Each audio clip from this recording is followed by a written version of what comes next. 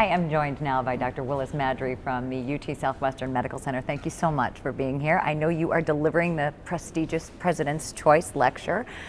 Tell me, what's your topic?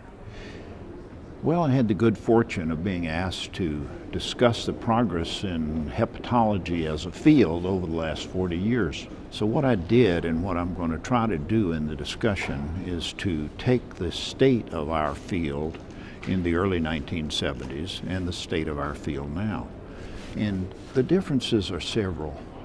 One, in the early 70s, we were right on the verge of having good radiology, but many of the things we did were invasive, and we didn't have anything in the way of ultrasounds.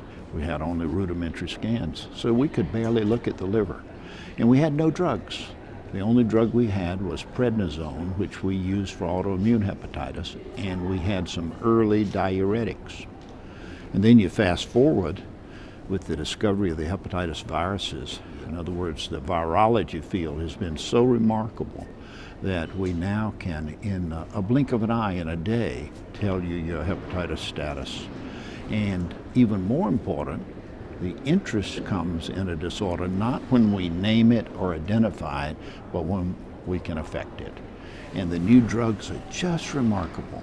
So all of a sudden, a disease that affects 3 to 4 million Americans and untold people throughout the world can be fully managed in a short, all oral, almost no side effect regimen. And this is just a culmination of a journey of, well, at least 25 years.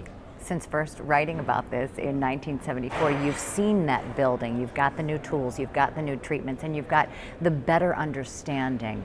How do you think that is going to continue to build over the next several decades?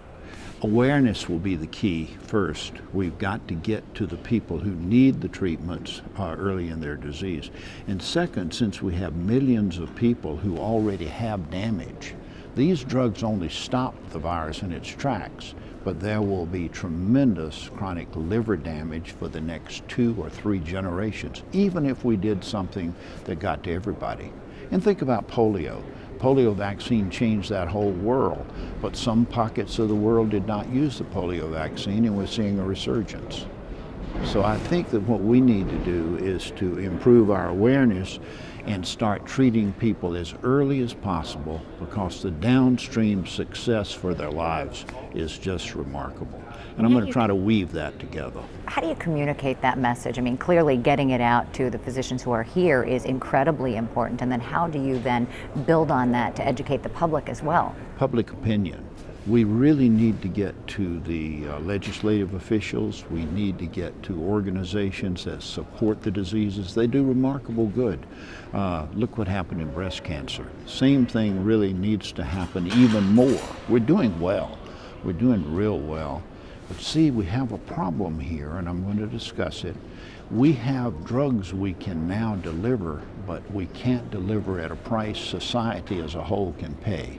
So competition, time, improved drug manufacturing things ought to make this somewhere in the next 10 years pretty much universally available.